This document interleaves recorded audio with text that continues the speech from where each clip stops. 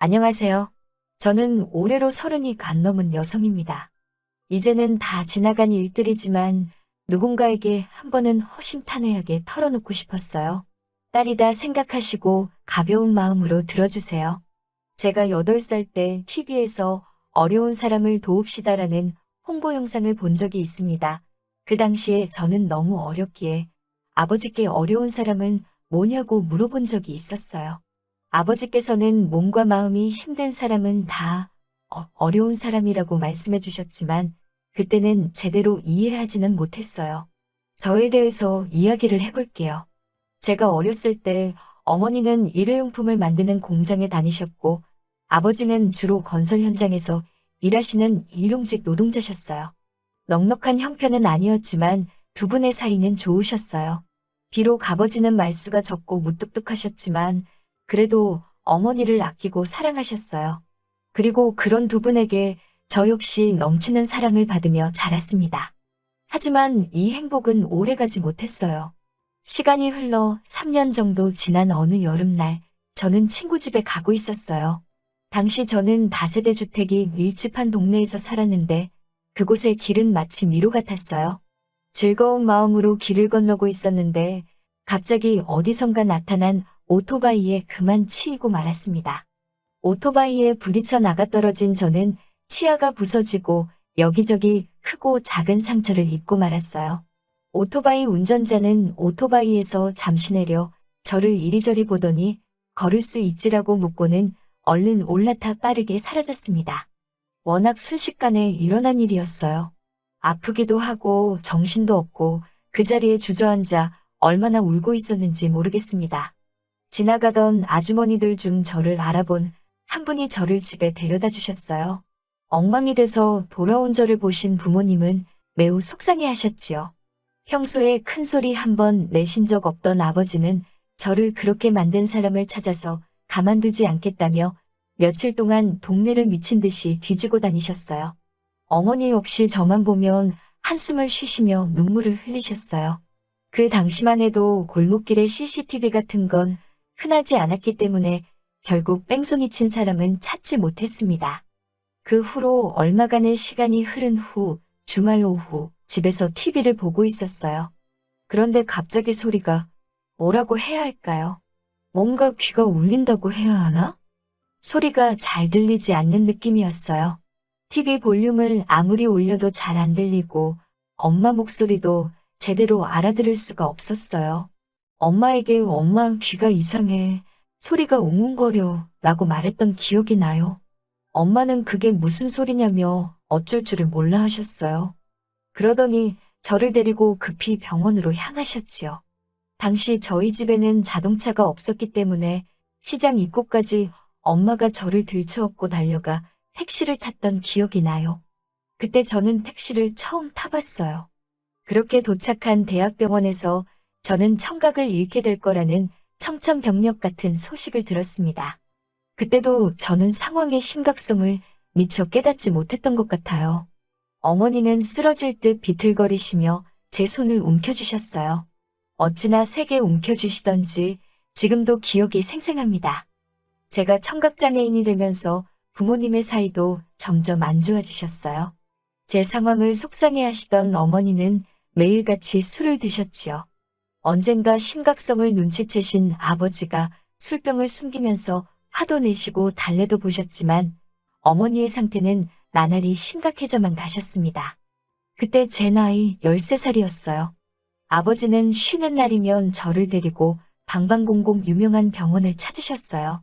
나중에는 무당이며 사찰이며 교회며 안 가본 곳이 없었습니다. 어떻게든 제 귀를 낫게 해주시겠다며 주변 사람들한테 돈도 많이 빌리신 것 같았어요. 하지만 아무 소용이 없었지요. 저는 저대로 상태가 진전이 없었고 어머니의 상태는 더욱 안 좋아지고 있었으니 지금 생각해보면 아버지가 정말 많이 고생하셨어요. 그러던 어느 날 아버지가 일을 하러 가시고 저는 할 수 있는 집안일을 찾아서 하고 있었어요. 어머니가 알코올 중독 증상이 심해지시면서 살림도 손에서 놓으셨기 때문이지요. 그런데 갑자기 어머니가 저에게 시장에 가자고 하시더라고요. 하지만 어머니는 집 앞에 있는 시장을 지나쳐 버스를 타자고 하시더군요. 버스를 타고 30분 넘게 간 것 같아요. 어딘지는 모르지만 그저 어머니를 따라서 내렸습니다. 그리고 한참을 어머니 뒤를 따라다니며 구경을 하고 있었는데 어느 순간 어머니가 눈앞에서 보이지 않았어요. 저는 어찌할 바를 모르겠더라고요. 한참을 혼자 시장 안을 헤매다가 인심 좋아 보이시는 떡집 아주머니를 발견했어요. 저는 손님들이 다 떠나기를 기다린 뒤 아주머니께 전화 한 통만 쓸 수 있을까요? 라고 여쭤봤어요. 아주머니가 저에게 뭐라고 말을 하시긴 하시는데 잘 알아듣지를 못했습니다. 어린 마음에 장애가 있다는 티를 내는 것이 얼마나 부끄럽고 창피하던지요. 저는 아주머니께 작은 목소리로 제가 소리가 안 들린다고 말했어요. 그러자 아주머니는 저를 다시 한번 쳐다보시더니 안 됐다는 눈빛을 보이시곤 전화를 쓰게 해주셨어요. 문제는 아빠에게 전화를 걸어도 아빠가 받았는지 어쨌는지 저는 알 수가 없었어요. 제가 난처해하자 아주머니는 무슨 상황인지 눈치를 채신 듯 번호를 달라고 하시더니 대신 걸어주셨어요. 그리고는 저 대신 아버지께 상황을 설명해 주셨지요. 아주머니는 안에 들어가 있으라고 하시더니 어디선가 김밥 한 줄과 요구르트 2개를 사다 주셨습니다. 얼마간의 시간이 흐르고 아버지께서 저를 찾으러 오셨습니다. 저는 아버지 목에 매달려 엉엉 울었어요. 아버지는 연신 떡집 아주머니께 감사하다고 인사를 드리셨어요.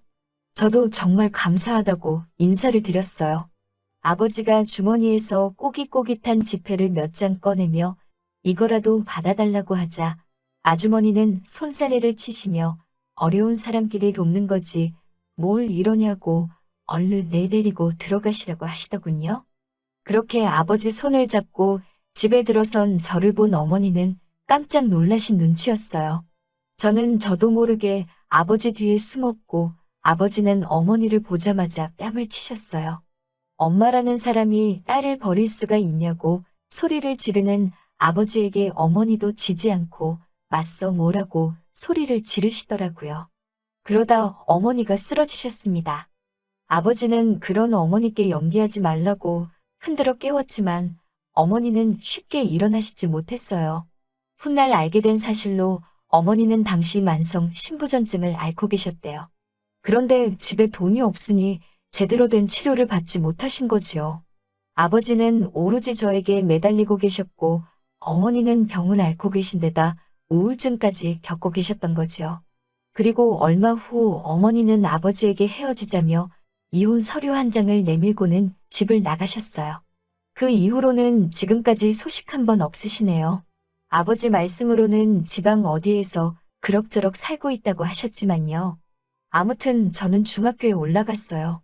하지만 귀가 들리지 않는 상태에서 사춘기 친구들과 함께 지낸다는 건 무척 고역스러운 일이었어요. 제가 듣지 못한다는 걸 눈치챈 몇몇 친구들이 저를 몹시도 괴롭혔습니다. 한 번은 지나가고 있는데 누군가 저에게 먹다 남은 우유곽을 던진 일도 있었어요. 제가 뒤를 돌아보자 너나 할 것 없이 웃고 있었는데 누구 하나 저 대신 나서주는 이가 없더군요. 그때 누구에게도 무시당하지 않을 힘을 키워야겠다고 굳게 마음먹었습니다. 몇 날 며칠 쏘가리를 하다가 아버지께 특수학교에 보내달라고 부탁을 드렸고 그렇게 전학을 가게 되었습니다. 하지만 특수학교에서의 생활은 정말이지 제 기대와는 달랐습니다. 저는 귀만 들리지 않을 뿐인데 마치 저를 부족한 사람처럼 대하는 것 같았어요. 학교를 다닐수록 오히려 주눅이 들더라고요. 저는 결국 아버지께 학교를 그만두겠다고 말씀을 드렸어요. 대신 중고등학교는 검정고시로 반드시 마치겠다고 약속을 했지요. 혼자서 공부하면서 수어도 배우고 검정고시도 통과하고 저는 내친김에 수능까지 준비하여 서울에 있는 대학에 합격할 수 있었습니다. 고생하시는 아버지를 위해서라도 꼭 대학교에 가 아버지께 자랑거리가 되어드리고 싶었지요. 비록 명문대는 아니었지만 사람들이 이름만 들으면 알 법한 학교의 특수교육과에 입학했어요.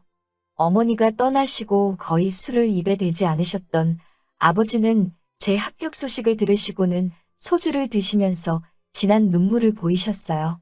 그리고 그렇게 합격한 대학교에서 저는 지금의 남편을 만났어요. 청바지에 단정한 흰 셔츠를 입고 쭈뼛대며 주위를 둘러보던 그는 저를 발견하고는 다가와서 뜬금없이 자기소개를 하더라고요. 경영학과에 입학한 박기환이라면서 잘 지내보자고 하더군요. 저는 이혜연이에요. 청각장애인이에요. 라고 말했지요. 사실 언젠가부터 저는 자기소개를 할 때 꼭 청각장애인이라는 말을 덧붙이고 있었어요. 여기에는 여러 가지 이유가 있었는데 첫 번째는 상대가 나중에 알고선 당황하는 모습을 보고 싶지 않았고요. 두 번째는 스스로에게 당당하기 위해서였지요.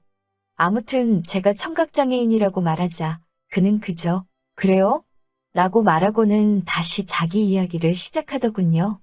전혀 개의치 않는 그 모습에 오히려 제가 놀랐지요. 그와의 대화는 즐겁고 말이 통하는 것 같았어요. 그는 저에게서 한시도 눈을 떼지 않고 입모양에 신경 쓰며 말을 하고 있었어요. 그런 배려가 고마웠지요. 게다가 제가 가입한 수어 동아리에 그도 가입을 했더라고요. 자기도 수어를 배워보고 싶다고 하길래 굳이 왜 배우려고 하냐고 묻자 조만간 꼭 필요해질 것 같다고 하더라고요. 당시 저는 그가 저를 좋아하는 것 같다는 느낌은 있었지만 확신은 없었어요. 하지만 그는 꾸준히 동아리에 나와 수어도 배우고 제가 참여하는 봉사활동에도 빠짐없이 참석하더라고요.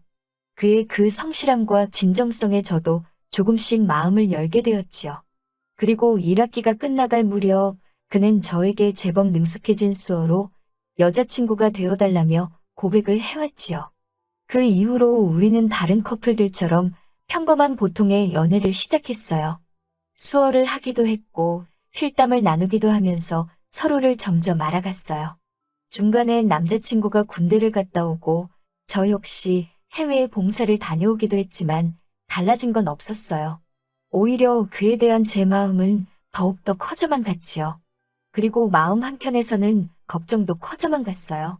이러다 이 사람이 나를 떠나면 어떡하지? 엄마도 나를 떠났는데. 그런 생각들 때문이었어요. 결국 저는 남자친구에게 이별을 고하며 그동안 말하지 못했던 저희 어머니에 대한 사실을 털어놓았습니다.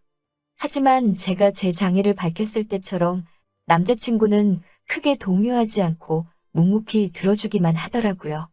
그런데 그 모습이 마치 저희 어머니를 배려해주는 것 같더라고요. 다 듣고 난 후 그는 저에게 이제 그 상처를 자기가 보듬어주고 싶다면서 결혼하자고 프로포즈를 해왔어요. 저는 더 이상 그를 밀어낼 수 없었기에 결혼을 약속했습니다. 결혼을 약속하고 얼마 지나지 않아 그의 부모님께서 식사 초대를 하셨어요. 엄해 보이시는 아버님과 어디선가 뵌 듯한 낯익은 어머님 두 분이 저를 반겨주셨어요. 두 분은 저에 대해 이것저것 여쭤보셨고 거기까지는 괜찮았어요. 그런데 갑자기 제 보청기가 작동을 안 하더라고요. 당황한 제 모습에 아버님이 무슨 일이냐고 물으시는 것 같았어요. 결국 저는 제가 귀가 안 들려서요 라고 말씀을 드렸어요. 그러자 아버님의 얼굴색이 갑자기 변하면서 이제 그만 집에 가보라고 하시더라고요. 솔직히 예상치 못했던 반응이 아니었기에 저는 고개를 떨구고 가방을 챙겨 집을 나왔습니다. 뒤따라와 저를 붙잡는 남자친구에게 괜찮다고 애써 웃어 보이고는 집으로 돌아왔어요. 풀죽은 제 모습을 본 아버지는 절 토닥이시며 원래 결혼이라는 게 쉽지 않다면서 너무 기죽지 말라고 하시더라고요. 남자친구는 계속해서 문자를 보내왔어요. 아버지가 그 정도로 말씀하실 줄 몰랐다면서 미안하다고 상처받지 않았으면 좋겠다고 말이지요. 별로 위로가 되지는 않더라고요. 집 밖에 나가지도 않고 며칠 동안 집에만 머물렀어요. 하지만 아버지의 말씀처럼 결혼이라는 게 쉬운 일도 아니고 이렇게 포기하고 싶지는 않았어요. 만약에 이렇게 포기해버린다면 날 버리고 떠난 어머니랑 다를 게 없다는 생각이 들더라고요. 저는 무엇을 할 수 있을까 고민하다가 한 글자 한 글자 진심을 눌러 담은 편지를 적었습니다. 그리고는 그동안 남자친구와 주고받은 필담이 빼곡한 공책들을 상자에 담았어요. 그리고 그 편지와 상자를 아버님 앞으로 보냈습니다. 한 번만 시간을 들여 읽어주시면 저와 기환 씨가 얼마나 서로 사랑하는지 아실 수 있으실 거예요. 받아주시면 정말 좋은 아내, 좋은 며느리, 그리고 좋은 사람이 될게요라고 덧붙였지요. 그리고는 남자친구에게 문자를 보냈어요. 결혼은 언제 할 수 있을지 모르겠지만 일단은 열심히 사랑하자고 말이지요. 남자친구는 바로 답장을 해왔어요. 죽을 때까지 사랑하자고요. 그렇게 우리는 다시 만나 예전처럼 연애도 하고 봉사활동도 하면서 시간을 보냈습니다. 그렇게 한 달이 넘게 흘렀는데 아버님과 어머님께서는 아무런 말씀도 없으셨어요. 조금씩 조바심이 날 무렵 남자친구가 저에게 어렵게 말을 꺼내더라고요. 아버님이 자기를 좀 만나고 싶다고 집으로 오라고 하시는데 불편하면 거절해도 된다면서요. 저는 불편할 게 뭐 있어. 나도 아버님 뵙고 싶으니까 가자라고 말했지요. 그렇게 남자친구의 집에 도착하자 아버님과 어머님은 일단 식사부터 하자고 말씀하시더라고요. 아무런 대화도 오가지 않는 식탁에서 후역후역 음식을 입에 넣고 있으니 왠지 모르게 서럽고 눈물이 차오르더라고요. 게다가 오빠도 저와 부모님 눈치를 보는데 그 모습이 안쓰러워 죽겠더라고요. 저는 결국 가방 속에서 종이 한 장을 꺼내 죄송하다는 말과 함께 오빠와 헤어지겠다고 적었지요. 오빠를 미워하지 마세요. 다 제 욕심이었습니다라고 덧붙였어요. 그렇게 작성한 쪽지를 슬며시 식탁에 올려두고 자리를 일어나는데 아버님이 어디 어른이 식사 중인데 마음대로 일어나냐며 고함을 치십니다. 저는 가지도 앉지도 못하고 엉거주춤 서 있었어요. 그런데 아버님이 갑자기 제 앞으로 오시더니 어설픈 수화로 만나서 반갑다고 하시더라고요. 어머님도 그제서야 노트를 꺼내시고는 이 양반은 진작에 인사부터 하지 애를 놀라게 하냐고 적으시더라고요.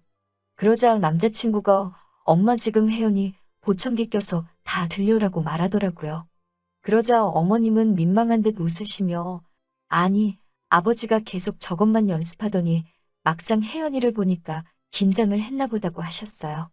저는 이게 꿈인가 생시인가 무슨 상황인가 얼떨떨해 하고 있었지요. 그러자 아버님은 우리 기환이를 잘 부탁한다며 식은 언제쯤 올릴 거냐고 하시더라고요. 그렇게 행복한 저녁 식사를 마치고 어머님이 후식으로 떡을 가지고 오셨어요. 그러자 남자친구가 그러고 보니 혜연이가 어렸을 때 길을 잃었을 때 엄청 인자하신 떡집 아주머니가 도와줬었대요. 혹시 그거 엄마 아니에요? 라며 농담하듯 이야기를 꺼내더라고요. 그러자 어머님은 깜짝 놀라시면서 그럼 그때 그 씩씩한 애가 우리 며느리가 된 거야 라며 신기해 하셨어요. 저도 깜짝 놀랐지요. 어머님은 그때 연락처라도 하나 받아놓을 거라며 얼마나 후회했는지 모른다고 하셨어요. 잘 크고 있는지 문득문득 생각이 났었다면서요. 저는 그동안 이 세상에 아버지 말고는 그 누구도 절 생각하는 사람이 없을 거라고 확신했는데 이제 보니 그게 아니었더라고요. 생각지도 못한 사람이 저희 안부를 걱정해줬다는 그 사실 하나만으로 그동안 제 마음의 상처가 큰 위로를 받는 기분이었어요.